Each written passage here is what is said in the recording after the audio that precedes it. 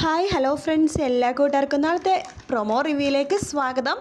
അങ്ങനെ നമ്മുടെ മഹേഷ് ആണെങ്കിൽ കാറിൽ കയറിയിട്ട് ഭയങ്കര ഫോണിൽ സംസാരമാട്ടോ.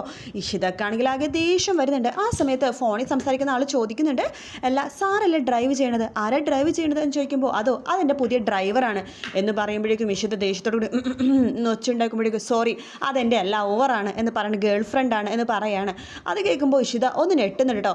ശേഷം കാറിൽ നിന്ന് മഹേഷ് ഇറങ്ങിപ്പോകുമ്പോൾ ഇഷിതനെ ഒന്ന് നോക്കുന്നുണ്ട്. ഇഷിതയെ മഹേഷ് പോകുന്നവരെ മഹേഷിനെ തന്നെ നോക്കിക്കൊണ്ടിരിക്കുക കേട്ടോ.